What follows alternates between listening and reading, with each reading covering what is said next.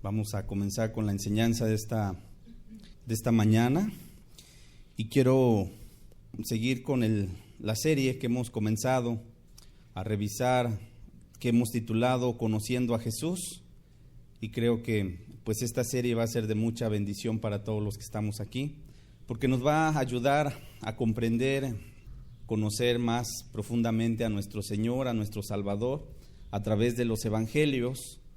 Y justamente pues el día de hoy quiero continuar con el tema que comenzamos a revisar la semana pasada, que se titula Juan el Bautista, su vida y su obra. Y el día de hoy quiero que revisemos la continuación de este tema. Pero vamos a orar, vamos a ponernos en las manos de nuestro Dios y vamos a pedirle que hoy nos bendiga el día de hoy. Padre, queremos darte gracias, Señor, primeramente porque tú nos traes con lazos de amor y de misericordia a este lugar, porque sabemos, Dios, que tienes buena voluntad para cada uno de nosotros, Señor, y queremos pedirte, Señor, que a través de la exposición de tu palabra, a través de la exposición de los evangelios, podamos conocerte cada vez más, porque tú mismo en una ocasión enseñaste que esta es la vida eterna, que te conozcan a ti, el único Dios verdadero, y a Jesucristo a quien has enviado, Señor. Por eso el día de hoy te rogamos mucho, háblanos a nuestro corazón, síguenos aún poniendo estas ganas de seguir incluso escuchando tu palabra para poder escudriñar tu evangelio, Señor, tus evangelios, y conocerte cada vez más, Señor. Padre, todo esto te lo pedimos en el precioso nombre de nuestro Señor Jesucristo. Amén y amén. En la plática anterior estuvimos revisando cómo fue el anuncio y el nacimiento de Juan el Bautista. Y creo que una de las cosas que nos quedaba muy claro al exponer ese tema es la grandeza de nuestro Dios, porque a pesar de que Zacarías y Elizabeth, que fueron los padres de Juan el Bautista, pues era ya un matrimonio de ancianos, y Elizabeth tenía una característica en su vientre, era una mujer estéril, no podía tener hijos, y sin embargo la misma palabra de Dios, el evangelio que leíamos, nos demuestra que Dios no tiene ningún obstáculo en echar a andar sus designios para que se cumplieran los propósitos que Dios ya había establecido para la salvación de todos nosotros. Y Dios le da a este matrimonio de Elizabeth, de Zacarías, un hijo que iba a ser el precursor de nuestro Señor Jesucristo. Y entonces vemos cómo Dios mismo quitó las barreras que imposibilitaban el nacimiento de un bebé que iba a ser especial. ¿Ok? Así que pues vamos a continuar en este estudio, en esta segunda parte, revisando la vida de este hombre que fue, repito, el precursor de nuestro Señor Jesucristo. Y vamos a volver a revisar el texto con el que concluimos la enseñanza anterior, Lucas capítulo 1, verso 80. Lucas capítulo 1, versículo 80, dice así la escritura, dice, y el niño crecía y se fortalecía en espíritu y estuvo en lugares desiertos hasta el día de su manifestación a Israel. Dice la escritura que Juan, obviamente, era un niño, ¿verdad? Y siendo un niño, crecía, y aquí podemos nosotros añadir físicamente, y también se fortalecía en espíritu. En otras palabras, crecía o maduraba espiritualmente. Y estuvo en lugares desiertos hasta el día de su manifestación a Israel. Cuando leemos esta palabra, estuvo en lugares desiertos, pues a lo mejor solamente decimos, bueno, estuvo por allá apartado de la sociedad, pero más bien hay que entender cuál era el significado que eso encierra. ¿Por qué tenía que estar en solitario, por llamarle de alguna manera, verdad?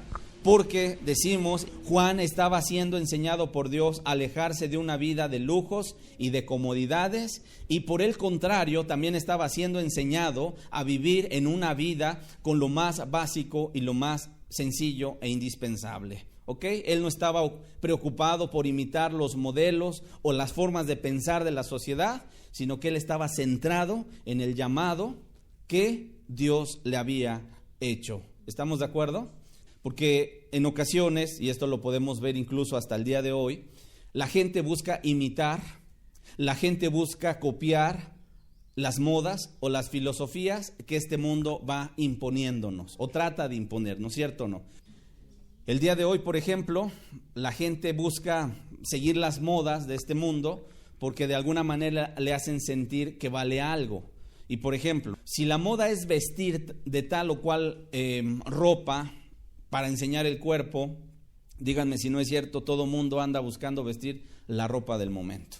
Oye, pero es que ahora se trata de jeans muy ajustados al cuerpo de la mujer, por ejemplo, ¿no? Que hace ver su figura y no deja nada a la imaginación. Bueno, es que esa es la moda y entonces toda mujer anda buscando, ¿verdad?, ese tipo de vestimenta con el objetivo único de sentirse que vale algo, que vale más incluso.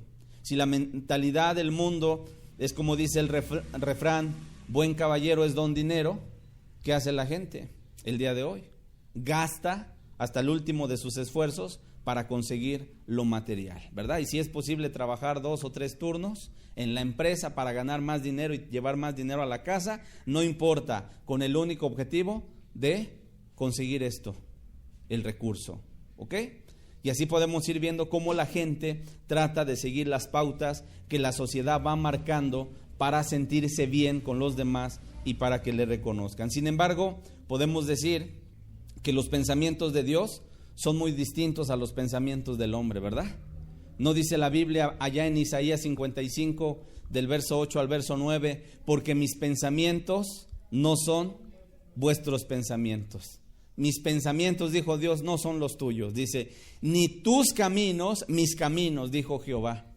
Como son más altos los cielos que la tierra, así son mis caminos más altos que tus caminos y mis pensamientos más que vuestros pensamientos. Es decir, la forma de pensar de Dios es muy distinta a la de nosotros. Y es por esta razón que vemos que Juan estaba siendo capacitado para no buscar las cosas de este mundo, sino para dedicarse por entero al llamado que tenía. Y esto lo vamos a poder ver incluso en lo más básico, por ejemplo, como su vestimenta y su comida. Vamos a Mateo capítulo 3, versículo 4, por favor. Mateo capítulo 3, versículo 4, dice, y Juan estaba vestido de pelo de camello y tenía un cinto, o sea, un cinturón de cuero alrededor de sus lomos o de su cadera, de su cintura. Dice, y su comida era langosta y miel silvestre. Dos cosas nos revela la Biblia a través de esta breve descripción de su vestimenta y de su comida. Número 1, nos fijamos cómo, por un lado, nos declara que Juan estaba vestido ¿de qué? De pelo de camello, ¿sí? Pero no de una tela tersa, suave, lujosa, como las que hay el día de hoy. Porque el día de hoy, de hecho, me puse a investigar qué era eso de pelo de camello y pues me salieron los trajes que ahora la gente utiliza, ¿verdad? Y de marcas y muy tersas las telas y muy lujosas.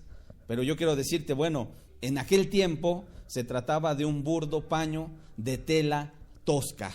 Y yo podría incluso añadirle hasta rasposa, ¿verdad?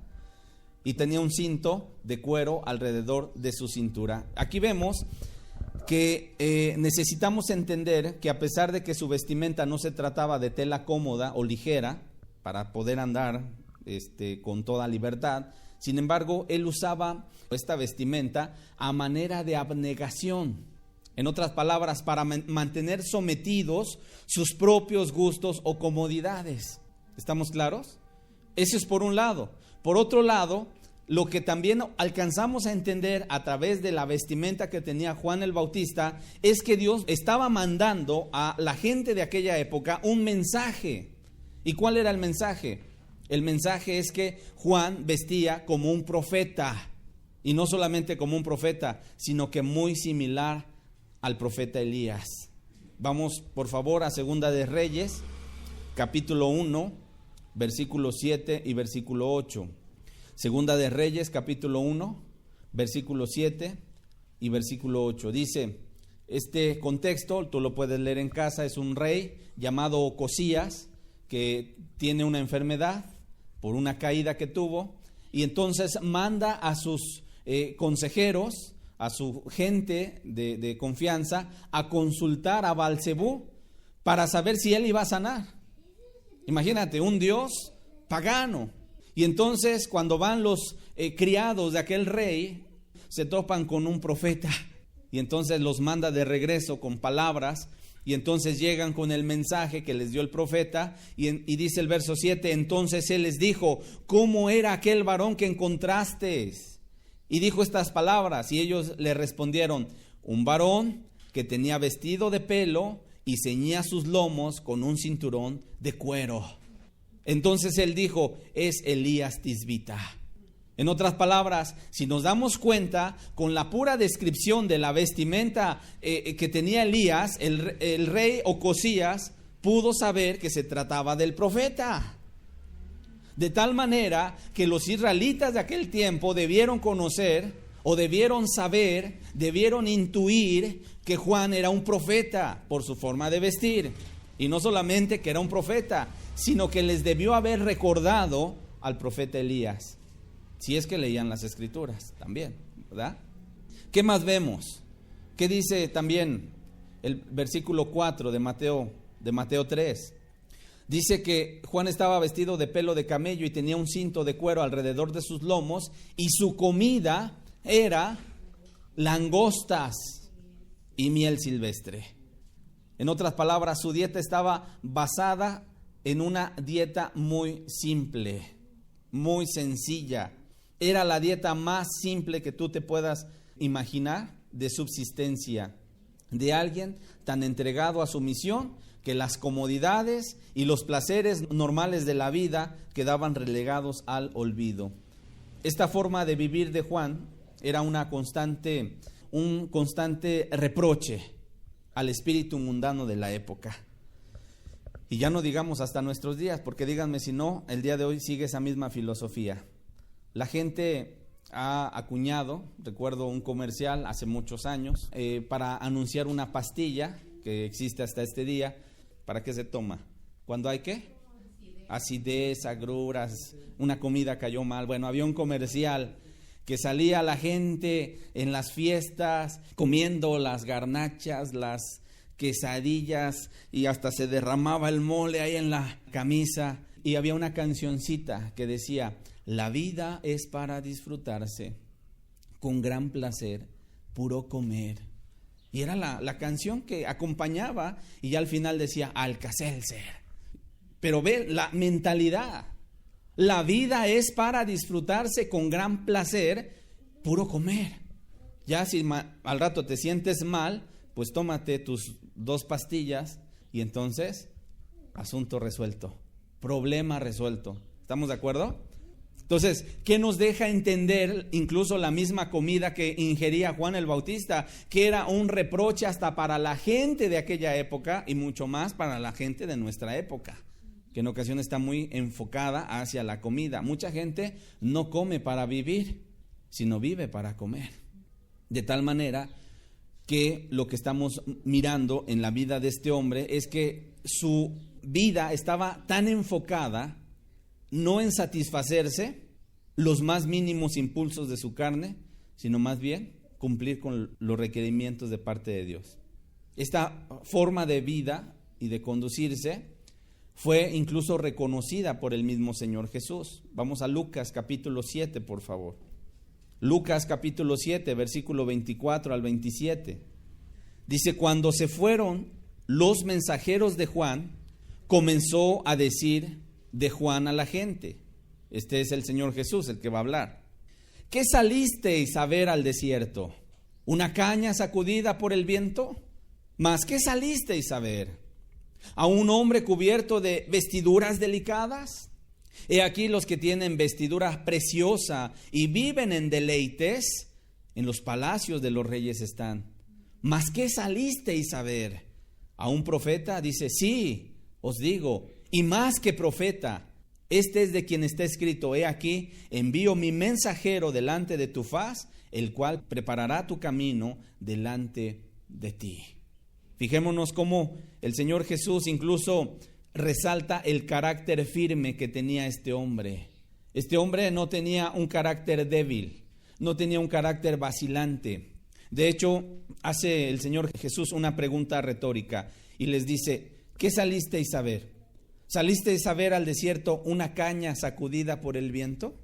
¿Qué simboliza? ¿Qué significa esta caña sacudida por el viento? Bueno, significa cuando el viento soplaba hacia un lado, entonces la caña que estaba parada en el campo se doblaba conforme el viento había soplado. Y si de repente ahora cambiaba de dirección el viento, entonces la caña ahora se volteaba del otro lado. ¿Qué quiere decir esto? Quiere decir que si acaso Juan se dejaba guiar por cualquier viento de doctrina, era la pregunta que estaba haciendo el Señor. ¿Acaso salieron a ver un hombre pusilánime, vacilante, que no se mantiene firme, que conforme a la doctrina que impere en ese momento, entonces él se dobla, él se inclina? Y la respuesta es un tajante no. Juan no era una caña sacudida por el viento de las opiniones humanas cambiantes. No era un hombre vulnerable, sino que era un hombre de convicciones firmes, que depositaba su confianza y su entrega en Dios. Juan era un predicador sin temor, que de hecho, ¿por qué le estamos dando tanto auge el día de hoy? Y vamos a seguramente para la siguiente enseñanza a hablar otra vez de Juan el Bautista. Pero ¿por qué nos estamos deteniendo? Porque yo creo que este hombre es un hombre digno de imitar. Este hombre fue un hombre digno de imitar. Este hombre era un predicador que no tenía temor. Se convirtió incluso en una voz en las conciencias de la gente que hacía que se volvieran en arrepentimiento al Señor. Y eran tan firmes él en su llamado que prefería sufrir a quedarse callado. Prefería morir antes que mentir. Y eso lo vemos, número uno, ante los religiosos de su época, como los fariseos y los saduceos, a quienes reprendió duramente. Imagínate, les llamó generación de víboras. Yo te pregunto, ¿no debía de tener una convicción fuerte de lo que él estaba hablando? Imagínate, les llamó generación de víboras. Y ahorita lo vamos a explicar un poquito más a detalle. Pero no solamente a los religiosos de la época, incluso lo vemos reflejado también ese valor y ese coraje y esa valentía, ese esfuerzo ante el mismo Herodes, que era un gobernante. ¿No dice la Biblia que un día lo reprendió? Y le dijo: ¿no te es lícito tener a la mujer de tu hermano Felipe? ¿Y qué hacía la mujer de Felipe? Que estaba haciendo, en ese momento, estaba en adulterio con Herodes. Y dice la Escritura que esta mujer, Herodías, que intentaba matarlo porque lo aborrecía. Sin embargo, Herodes lo protegía hasta cierto punto, porque el pueblo tenía a Juan el Bautista como un profeta. Ya lo veremos más adelante en su momento. ¿Ok? ¿Qué más observamos? Vamos ahora a Lucas 3, por favor, versículo 1 y versículo 2. Dice: en el año 15 del imperio de Tiberio César, siendo gobernador de Judea Poncio Pilato, y Herodes tetrarca de Galilea, y su hermano Felipe tetrarca de Iturea y de la provincia de Traconite, y Lisanias tetrarca de Abilinia, y siendo sumos sacerdotes Anás y Caifás, vino palabra de Dios a Juan, hijo de Zacarías. ¿En dónde? En el desierto. ¿Qué observamos? Lo que observamos es que el Evangelio de Lucas inserta este relato que vamos a ver ahorita en una cierta época, en el año 15 del imperio de Tiberio César. Nada más como una anotación histórica, este hombre, cuyo nombre completo era Tiberio Julio César Augusto, fue el segundo emperador romano que comenzó a gobernar en el año 14 de nuestra era, y por lo cual podemos entender que si él tenía 15 años gobernando, 14 más 15, ¿cuánto es? 29 años aproximadamente. ¿Ok? El Señor Jesús, ¿a qué edad empezó a predicar? A los 30 años. Y se llevaba una diferencia de 6 meses aproximadamente con Juan el Bautista. Aquí alcanzamos a ver incluso hasta cuestiones históricas. Ok, no es el caso, no vamos a explicar ahorita asuntos históricos, pero lo único que quiero es que veamos cómo el Evangelio de Lucas está inserto en un contexto histórico. Y bueno, nos dice que entonces este hombre, el emperador, se llamaba Tiberio César. Ok, y que había ciertos personajes políticos como Poncio Pilato, que era gobernador de Judea, Herodes tetrarca, gobernador de Galilea, y Felipe, que era su hermano de Herodes, gobernador de Traconite y Licinia, y etcétera, etcétera. Y también nos menciona que había 2 sumos sacerdotes. Dice el verso 2, y siendo sumos sacerdotes, Anás, ¿y quién? Caifás. Ahora, yo quiero decirles, si nos vamos al Antiguo Testamento, yo les preguntaría, ¿ustedes saben cuántos sumos sacerdotes debía haber? 1 nada más. ¿Y por qué me dice aquí que había 2? Estaban quebrantando la ley y además lo que nos demuestra es que la nación estaba en un desorden religioso también. Pero ¿verdad que cuando leemos estas cosas se nos pasan por alto? Decimos, bueno, había 2 sumos sacerdotes, Anás y Caifás, pero cuando nos detenemos a ir preguntándole a la palabra, ¿pero por qué había 2? Bueno, pues por el desorden. Ok, ¿qué sucedió en ese momento? Dice la Escritura, que vino palabra de Dios a Juan, hijo de Zacarías, en el desierto. En otras palabras, ¿qué entendemos? Que Dios pasó por alto el palacio de los gobernantes. Sí, cierto, estaba Tiberio César como emperador romano. Estaba Herodes, ¿verdad? Gobernador de Galilea, Felipe, etcétera. Estaba Anás y Caifás, pero sin embargo Dios no volteó a mirar al palacio político ni las sinagogas religiosas, sino más bien escogió enviar su palabra a Juan, que estaba ¿dónde? En el desierto. Por lo tanto, ¿qué vemos? Que Juan no fue llamado para predicar dentro de un templo, no fue llamado a predicar dentro de una sinagoga prominente, renombrada, no fue llamado a predicar el mensaje desde los palacios de gobierno, ni dentro de la ciudad, sino en un lugar desierto. ¿Qué quiere decir esto? Alejado de las comodidades del templo o de la sinagoga. No estuvo rodeado de privilegios, porque era necesario de parte de Dios hacer un viraje, o sea, sacudir la mente, los corazones de la gente. Y en ese momento, ¿qué estaba buscando Dios? Que la gente pudiera entender que no es el dogma religioso. Dios había mandado ceremonias, ¿sí o no? Hacer sacrificios, ¿verdad que sí? Sin embargo, en ese momento incluso había ya una corrupción tal que más adelante, cuando estemos hablando acerca del Señor Jesús, nos vamos a dar cuenta de que el Señor Jesús llegó al templo y lo que observó fue una cueva de ladrones, que habían convertido la casa de Dios en cueva de ladrones, donde vendían las palomas, las ovejas, y pásele por aquí, y ya me puedo imaginar cómo habían hecho, ¿verdad?, de un mandamiento, de una ceremonia importante de Dios para el pueblo de Israel, se habían convertido solamente en mercadería. ¿Y qué hizo el Señor Jesús? Reprendió. Es ahí cuando dice que agarró y azotó, ¿verdad?, las mesas de los cambistas y las volcó, y empezó a echar afuera a todos, y dijo, no conviertan en cueva de ladrones la casa de Dios. Por lo tanto, estamos entendidos de que el momento en el cual este hombre se presenta, sin lugar a dudas, era un momento en el cual había una necesidad muy grande espiritualmente hablando. Por eso Dios llama a Juan y lo manda al desierto, fuera de las sinagogas, fuera del templo, fuera de rituales, fuera de dogmas religiosos, fuera de ceremonias incansables, fuera de toda comodidad. Ahora vamos a pasar a ver qué mensaje predicó este hombre. Vamos a Lucas capítulo 3, por favor, versículo 3 al verso 6. Lucas capítulo 3, versículo 3 al verso 6 dice, y él fue por toda la región contigua al Jordán, predicando. ¿Qué predicaba? El bautismo del arrepentimiento. ¿Para qué predicaba esto? Para perdón de pecados. Como está escrito en el libro de las palabras del profeta Isaías, que dice, voz del que clama en el desierto, preparad el camino del Señor, enderezad sus sendas. Todo valle se rellenará y se bajará todo monte y collado.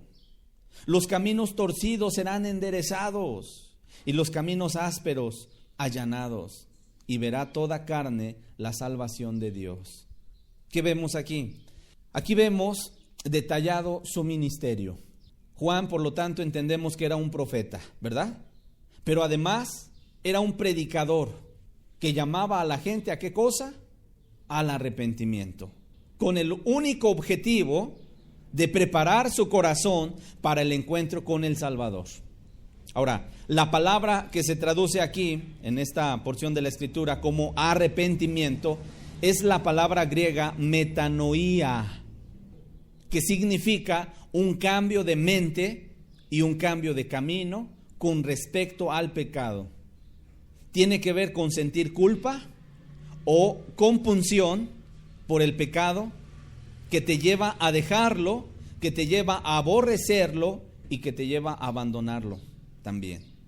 Cuando dice aquí, por ejemplo, el versículo 4, voz del que clama en el desierto, preparar el camino del Señor, enderezar sus sendas, significa que Juan estaba llamando a que la gente enderezara su camino, dejara su mala vida. Y por ejemplo, la mujer amargada, dejara ¿qué cosa? Su amargura. Que el ladrón dejara ¿qué? De robar. Es decir, que el pecado, por ejemplo, es ir en esta dirección. El arrepentimiento es dar un giro de 180 grados e ir en dirección contraria. Por lo tanto, si hay una mujer que está amargada, ¿qué tiene que hacer? Dar un giro y dejar ¿qué cosa? Su amargura, y entonces ahora perdonar, ahora amar. ¿Estamos de acuerdo? Si hay un hombre que se dedicaba a robar, a extorsionar, a delinquir, ¿qué tiene que hacer? Dar un giro de 180 grados y ahora trabajar con sus propias manos para que incluso tenga para poder compartir con el que sufre necesidad. Si había, por ejemplo, un borracho, ¿qué tiene que hacer? Dejar el alcoholismo y entonces ahora vivir una vida en sobriedad.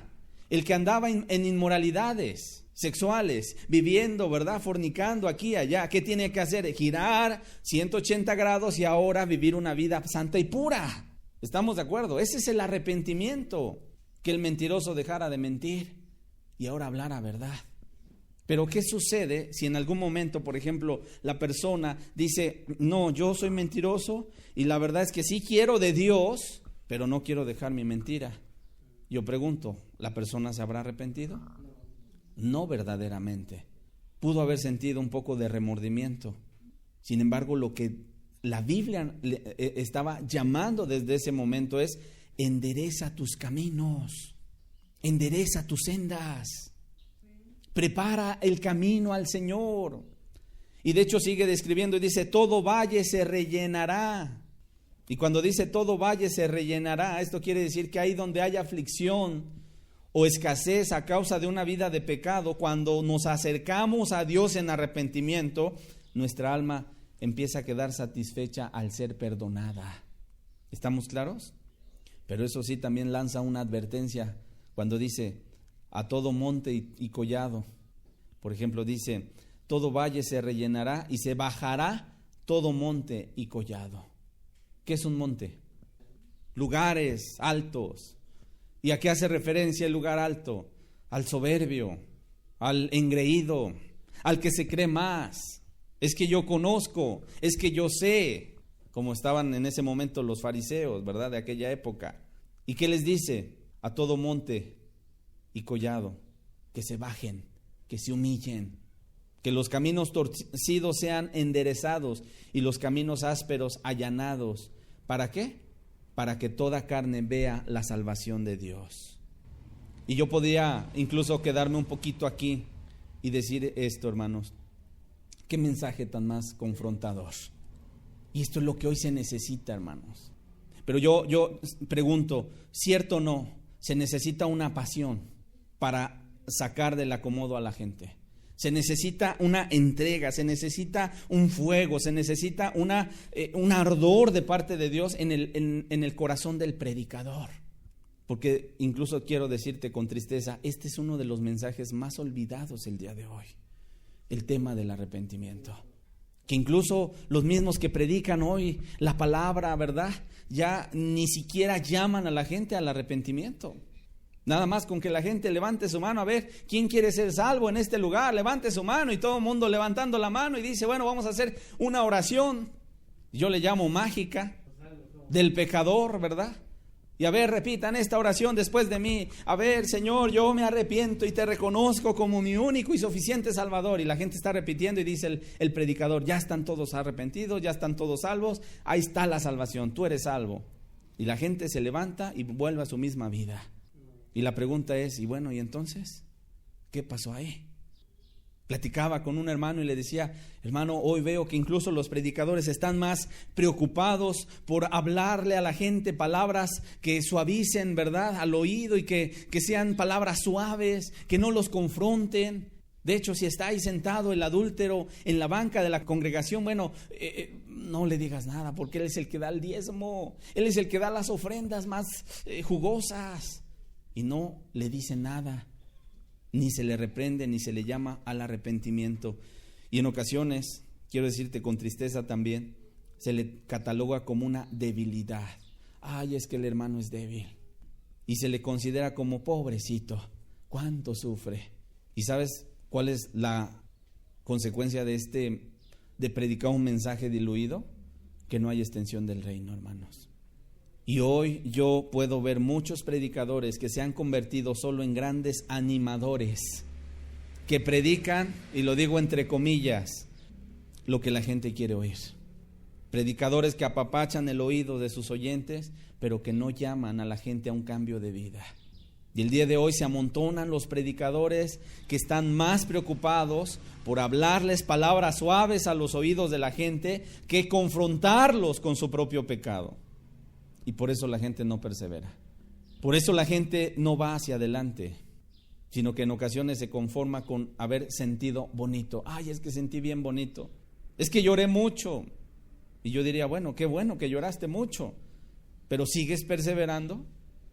De hecho, pregunto, ¿cómo eran los arrepentimientos en el Nuevo Testamento? ¿Cómo era el arrepentimiento? Ahorita lo vamos a ver de aquellos hombres que escucharon el mensaje de Juan. ¿Cómo fue el arrepentimiento de la gente que seguía al Maestro, al Señor Jesús? ¿Cómo fue el arrepentimiento de Pedro, de Andrés, de Juan, de Jacobo? Eran pescadores. Y dice la Biblia que cuando Cristo vino a ellos, en la pesca milagrosa, dice que llegaron con las barcas a la orilla y dejándolo todo le siguieron. Era gente que dejaba todo, hermanos. Pero hoy parece que estamos como en un regateo. Ándale, conviértete. No, espérame tantito, es que pues todavía quiero seguir en mis placeres, en mis deleites. Ándale, mira, Cristo te quiere perdonar. No, pero pues a ver, si me entrego, ¿qué me va a dar Dios? Y ya parece que estamos como en el regateo, ¿verdad? ¿Quién da más? Que Dios me dé más y yo pues veo. Cuando antes incluso venían rogándole a Dios y le decían, Señor, perdóname. Como Pedro dijo, apártate de mí, Señor, porque soy hombre pecador. No merezco que vengas a mi vida.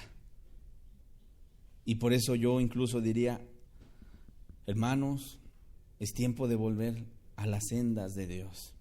Y vamos a seguir avanzando. ¿Qué sucedía con este mensaje? ¿Cuál era la respuesta de la gente? Marcos capítulo 1. Ya vimos Lucas, ya vimos Mateo, ahora vamos a Marcos. Marcos capítulo 1, verso 4 y 5, por favor. Dice, bautizaba Juan en el desierto y predicaba el bautismo de arrepentimiento para perdón de pecados. Y salían a él, es decir, pregunto yo, ¿tuvo respuesta la predicación de Juan? Y la respuesta es sí. Sí tuvo respuesta. Porque me dice el verso 2 que salían a él toda la provincia de Judea y todos los de Jerusalén. Y eran bautizados por él en el río Jordán, confesando sus pecados. Y ay, hermanos, para confesar un pecado, díganme si no es cierto, se necesita mucho valor. Y en ese momento, la forma en la cual Juan bautizaba era, venía la gente en sus pecados, pero entendía el mensaje de Juan y decía, yo quiero un cambio de vida, y entonces separaba a la gente, y ahorita vamos a ver qué tipo de gente, y ahí empezaba a confesar sus pecados, con el único objetivo de decir, esta es mi vida que yo de ahora en adelante voy a renunciar a ella. Pero hermanos, la diferencia, porque aquí también viene un comentario importante. Dentro de 8 días tendremos bautizos y se van a bautizar algunas personas. Y la pregunta es, ¿pero por qué nos tardamos tanto? Bueno, porque en aquel entonces llamarse cristianos o convertirse a Dios costaba la vida. Y hoy ya no. Aquel que se levantaba y decía, yo quiero seguir a Dios, es como si se pusiera una soga en el cuello para que le quitaran la vida. Y hoy ya no. Hoy la gente dice, yo quiero, y al rato ya no quiere. Yo busco, no, ya no busco. Y ahí está, como si fuera el aeroplano que sube, baja y vuelve a subir. Por eso hoy nos tardamos más, para que incluso la gente no se engañe. ¿Y qué dice la Escritura en Marcos 1? Que en ese momento Israel salía a escuchar y se bautizaba. Y de hecho podemos pensar y decir que Israel era ese desierto, era como ese desierto. ¿Y cómo es el desierto, hermanos? Está verdecito, lleno de follaje, de árboles frondosos, pastizales por aquí, por allá. No, es seco, la tierra árida, donde no crece nada. Bueno, así estaban los corazones de esa gente, indiferente a lo de Dios. Había dureza, dime si no. Por eso Dios tuvo que mandar a Juan para que quebrantara los corazones de esa gente, endurecidos, y que fueran ablandados. Y el mensaje sí tuvo su respuesta. Salía toda la provincia de Judea y todos los de Jerusalén y eran bautizados, a manera de expresar públicamente su arrepentimiento y su cambio de vida, confesando sus pecados. Sin embargo, la pregunta que yo hago es, ¿quiénes eran los que se arrepentían? ¿Los sacerdotes? ¿Los escribas? ¿Los fariseos? ¿Los saduceos? Ellos fueron los que primero se acercaron al bautismo de Juan y reconocieron y dijeron, esta es palabra de Dios, este hombre nos está hablando de parte de Dios. Ellos fueron los primeros en arrepentirse, en bajar a las aguas con Juan. La respuesta es no. Vamos a Lucas capítulo 7, brincamos de Marcos y ahora vamos a Lucas, porque los evangelios lo único que nos están haciendo es darnos perspectivas diferentes de un mismo evento. Dice, y todo el pueblo y los publicanos, cuando lo oyeron, justificaron a Dios. Es decir, reconocieron que la enseñanza de Dios era correcta. Eso es lo que significa justificaron a Dios. Bautizándose en el bautismo de Juan. Fíjense que dice el verso 30. Dice, mas los fariseos y los intérpretes de la ley desecharon los designios de Dios respecto de sí mismos, no siendo bautizados por Juan. ¿Ellos quisieron? ¿Verdad que no? ¿Quiénes no quisieron? Ni los fariseos, ni los intérpretes de la ley. Al contrario, dice, desecharon los designios de Dios, no siendo bautizados por Juan. Vamos a Mateo 21, por favor. Mateo 21, verso 31 y 32. Dice, está hablando el Señor Jesús, y dice, ¿cuál de los dos hizo la voluntad de su Padre? Dijeron ellos, el primero. Y Jesús les dijo, de cierto os digo que los publicanos y las rameras, fíjate, publicanos y rameras van delante de vosotros al reino de Dios. ¿Por qué? Porque vino a vosotros Juan en camino de justicia y no le creyeron, pero los publicanos y las rameras le creyeron. Y vosotros viendo esto, no os arrepentisteis después para creerle. ¿Qué estaba haciendo el Señor Jesús? Estaba reprendiendo a la gente de los fariseos, de los religiosos de su época, porque ellos no se habían arrepentido. ¿Quiénes fueron los que se arrepintieron? Los publicanos y las rameras. ¿Quiénes escucharon el mensaje de arrepentimiento de Juan? Los publicanos y las rameras. Y es que aquí hay algo muy cierto, hermanos. El llamado al arrepentimiento no es para aquellos que se creen buenos. No es para aquellos que dicen, ¿y yo qué mal hago? Si yo me llevo bien con todos. Si yo no he robado un banco. Yo no he matado a nadie. Es más, yo me hablo con todos mis vecinos y con todos los saludos. Soy respetuoso. O hay gente que incluso en ocasiones ha dicho, ¿y yo de qué me tengo que arrepentir? Y yo quiero decirte, el arrepentimiento, el mensaje de arrepentimiento es para todos aquellos que reconocen su mal proceder. Aquellos que dicen, Señor, me convertí en un monstruo. ¿Cómo fue posible que con mis propias manos pude haber destruido mi hogar?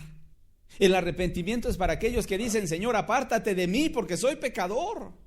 Y te adelanto una verdad muy grande que vamos a ver en próximos días. El Señor Jesús dijo en una ocasión, ahí en Lucas 19:10, solamente anótalo, no lo busques. Jesús dijo que Él vino a buscar y a salvar lo que se había perdido. Y que Él vino no por los sanos, sino por los enfermos. Y yo quiero decirte, de los cuales yo era el más grave. Yo era el peor. Pablo dijo, de los pecadores, el cual yo soy el primero. Y yo le digo a Pablo: no, Pablo, tú te quedaste cortito a mi lado. Yo era el peor de los pecadores, pero Él tuvo misericordia de nosotros, hermanos. Vamos a ver cómo de manera práctica la gente pide instrucción a Juan acerca de qué tenía que hacer para mostrar su arrepentimiento. Lucas 3, por favor, versículo 10 al 14. Lucas 3, versículo 10 al versículo 14. Dice: y la gente le preguntaba diciendo: entonces, ¿qué haremos? Y respondiendo les dijo: el que tiene 2 túnicas, dé al que no tiene. En otras palabras, ¿qué quería hacer Juan? ¿Romper qué? Todo egoísmo. ¿A poco no? Esto es mío, ¿sí? Primero yo, después yo y al último yo. Ese es el pensamiento de un ser humano egoísta. Por eso cuando le preguntan ¿qué haremos?, seguramente él percibía en ellos el egoísmo de sus corazones, y les decía: el que tiene 2 túnicas, dé al que no tiene, y el que tiene de comer, haga lo mismo. En otras palabras, ¿qué quería hacer también? Que el corazón de aquella gente fuera un corazón compasivo. Vinieron también unos publicanos para ser bautizados y le dijeron: maestro, ¿qué haremos? Él les dijo: no exijáis más de lo que está ordenado. ¿Quiénes eran los publicanos? Los que recolectaban el impuesto de la gente, de su pueblo, para entregarlo al imperio romano. Esos eran los publicanos. Lo que el imperio romano hizo fue mirar entre la gente que había, entre los pueblos que había conquistado, y entre sacar de ellos mismos gente para que de su propio pueblo recolectaran los impuestos. Y entonces cuando la gente del pueblo sabía que fulanito de tal, que Zaqueo, había sido llamado como un publicano, un cobrador de impuestos, entonces toda la gente le volteaba la espalda a Zaqueo, porque había sido un traidor para el pueblo al ser un cobrador del imperio romano. Y entonces el publicano, al ya no tener la compañía, la cercanía de sus seres queridos a un lado, ¿verdad?, sino que lo veían como traidor, entonces él empezaba a andar en una vida equivocada. Y en ocasiones sus únicos amigos eran los otros publicanos y las rameras. Pero ¿qué les dice Juan cuando le preguntan: maestro, ¿qué haremos? Y él les dice: no exijan más de lo que está ordenado. No tienen que exigir más dinero a la gente que paga sus impuestos, es lo que le está diciendo. Porque ¿a poco no? De repente vas a querer sacar un papel en el ayuntamiento y te dicen: vaya con la persona fulana, y ya de ahí, no, usted tiene que ir con el gestor, y ahí vas con el gestor y vas dejando dinero aquí, vas dejando dinero. Dime si no es cierto, es algo cotidiano. Y ya pasaste por 3 escritorios y te van pidiendo: y aquí da 100 pesos, y aquí 200, y aquí 500. Es una manera de robarle a la gente. Por eso aquí Juan le dice: no exijan más de lo que está ordenado. También le preguntaron unos soldados diciendo: ¿y nosotros qué haremos? Similar a los policías, ¿no? Y les dijo: no hagáis extorsión a nadie, ni calumniéis, y contentaos con vuestro salario. En otras palabras, no pidan mordida. Y yo digo, qué tan actual es la palabra, ¿verdad? Y aquí yo quiero también decir otra cosa importante. El arrepentimiento, hermanos, no solo se trata de dejar de hacer lo malo, sino de aprender a hacer el bien.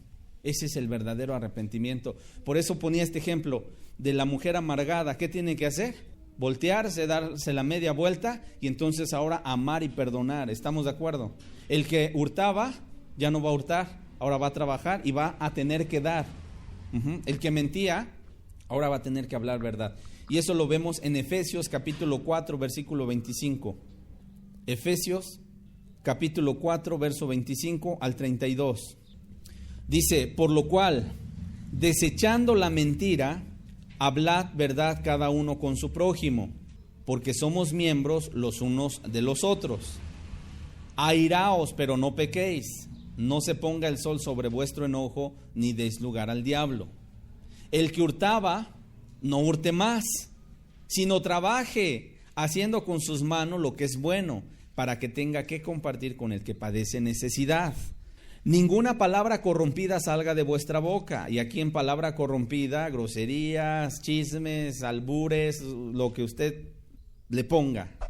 O sea, dice que nada corrompido salga de vuestra boca, sino la que sea buena para la necesaria edificación, a fin de dar gracia a los oyentes. Que no contristéis al Espíritu Santo de Dios, con el cual fuisteis sellado para el día de la redención.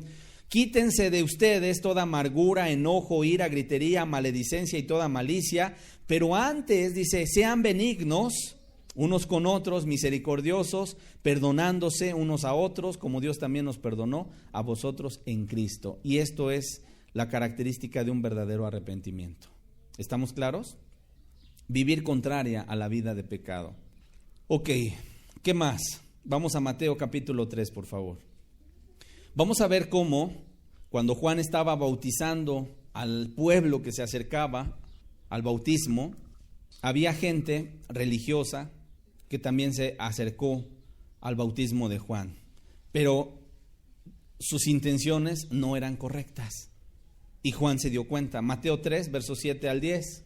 Dice, al ver él que muchos de los fariseos y de los saduceos venían a su bautismo, les decía, generación de víboras, ¿quién os enseñó a huir de la ira venidera? Haced pues frutos dignos de arrepentimiento. No penséis decir dentro de vosotros mismos, Abraham tenemos por padre, porque yo os digo que Dios puede levantar hijos a Abraham aún de estas piedras. Y ya también el hacha está puesta a la raíz de los árboles, por tanto todo árbol que no da buen fruto es cortado y echado en el fuego. Qué palabras, hermanos. Fíjate con qué autoridad este hombre predicaba la palabra de Dios. Le decía a los fariseos de su época, a los saduceos, que de manera no sincera o de manera hipócrita venían a su bautismo. Les decía, generación de víboras. ¿Quién nos enseñó a huir de la ira venidera? En otras palabras, ¿tenían alguna intención? Sí. ¿Cuál era la intención de estos hombres? Ser librados de la ira de Dios. Y se acercaban al bautismo de Juan, como decir, bueno, ya llegamos, ¿no? No estoy tan mal porque soy hijo de Abraham. A Abraham tengo por padre. Y entonces, pensar de esa manera, que Abraham tengo por padre, es como decir, tengo un pase a los cielos. Y Juan les dijo, no. Incluso les dijo en el verso 9, dice, no penséis decir dentro de vosotros mismos, Abraham tenemos por padre, porque yo os digo que Dios puede levantar hijos a Abraham aún de estas piedras. Y muchos estudiosos de la Biblia concuerdan de que cuando habla acerca de levantar hijos a Abraham, incluso de estas piedras, se refiere a los gentiles, que somos nosotros, que por su gracia y por su misericordia Dios nos dio el privilegio de ser hijos de Dios también, ¿verdad? De tal manera que los reprende duramente. Y no solamente eso, no solamente les dice generación de víboras, también dice, ya el hacha está puesta a la raíz de todos los árboles. Y fíjate bien, da una advertencia. ¿Dónde estaba el hacha? ¿Y qué significa que estén ahí puesta ya en la raíz? Que no se trataba de una poda, de podar el arbolito, ¿verdad? Sino más bien de sacarlo, de desarraigarlo y echarlo fuera. Y es una advertencia muy fuerte para todos aquellos corazones que, a pesar de haber tenido la palabra de Dios, nunca hicieron nada por volverse de su mal camino. Y dice, de hecho, que todo árbol que no da buen fruto es cortado y echado ¿dónde? En el fuego. En el fuego. Mateo 3, vamos a ver qué sigue diciendo. Verso 11 al 12. Mateo 3, versículo 11 y 12. Dice, yo a la verdad os bautizo en agua para arrepentimiento. Pero el que viene tras mí, el que viene después de mí, cuyo calzado no soy digno de llevar, fíjate lo que dice.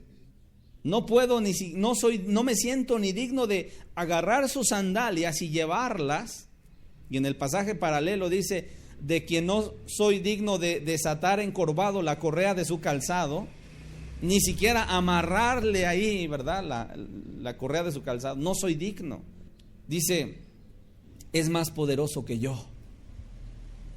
Él los bautizará en Espíritu Santo y fuego. Su aventador está en su mano y limpiará su era y recogerá su trigo en el granero y quemará la paja en fuego que nunca se apagará. Ahora, volvemos en un momento a este pasaje de Mateo 3. Vamos a Marcos capítulo 1, versículos 7 y 8. Dice aquí la escritura. Dice, y predicaba diciendo, viene tras mí, este es el pasaje paralelo de lo que acabamos de leer de Mateo 3. Dice, viene tras mí el que es más poderoso que yo, a quien no soy digno de desatar encorvado la correa de su calzado. Yo a la verdad os bautizo con agua, pero él os bautizará con Espíritu Santo. En este momento, ¿qué hace Juan el Bautista? Deja muy claro que él solo era un precursor de aquel que vendría después. Incluso alguien más poderoso, dice. Alguien excelso, alguien sublime. ¿Y por qué te digo esto? Porque Juan no se sentía digno de llevar o desatar el calzado del Señor. Y que incluso aquel que vendría después de Juan, refiriéndose obviamente al Señor Jesús, iba a traer un aventador en su mano. ¿Y saben qué significa un aventador? Se trata de un bieldo. Es como similar a un rastrillo que se utilizaba en aquel entonces para separar el grano del trigo de la paja. Y entonces agarraban con ese instrumento, metían en donde tenían la paja y la aventaban hacia arriba, y entonces el aire volaba la paja y caía el grano, que de esa manera se separaba la paja del grano. Por lo tanto, aquí nos habla de una separación que el Señor Jesús haría en algún momento, de recoger incluso su trigo en su granero, y la paja la echaría al fuego, que nunca se apaga. Y hermanos, de manera indirecta, nada más como un comentario también, estos textos que estamos leyendo refieren y muestran al Señor Jesús como ese Dios verdadero. Porque ¿quién iba a echar al infierno de fuego? Dios, ¿no? ¿Y cómo está presentando Juan a Jesús? Que él iba a separar su trigo en su granero y a la paja al fuego que nunca se apaga, haciendo referencia al infierno. Por lo tanto, concluimos que aquí vemos cómo Juan enfatiza la importancia del Salvador. Y hasta aquí me detengo. El estudio todavía sigue abarcando otros puntos que vamos a tener que desarrollar en la siguiente enseñanza. Vamos a hacer una oración y vamos a terminar, hermanos, esperando, y mi deseo es que todos estos pasajes de la Escritura, de ir investigando, escudriñando, versículo a versículo, mirando como en una imagen la vida de este hombre, nos esté siendo como un testimonio de lo que Dios pide de nuestras vidas. Y Padre, hoy te damos gracias, Señor. Gracias porque sabemos que tú eres bueno, para siempre es tu misericordia. Te damos gracias, Señor, porque podemos ver en la vida de Juan el Bautista la vida de un hombre consagrado, la vida de un hombre que respondió al llamado que tú le hiciste, Señor. Padre, vemos la valentía, vemos el esfuerzo, vemos la dedicación, incluso hasta en su forma de vestir, en su comida, Señor. Vemos que era un hombre que estaba en el desierto, apartado en esos lugares, tal vez meditando en las palabras que iba a tener que compartirle a la gente, Señor, buscando lo espiritual. Y Padre, de verdad que nos dejas en Juan un ejemplo de lo que tú buscas también en nosotros, Señor. Y que por cierto, en una ocasión tú dijiste que el menor en el reino de los cielos es mayor que Juan. Ayúdanos a entender estas palabras, Señor. Él vio el cumplimiento de la profecía en Cristo, pero ya no disfrutó de las bendiciones que hoy nosotros disfrutamos, Señor. Y por eso aún el más pequeño de nosotros es mayor que Juan en el tema del privilegio que tenemos, Señor.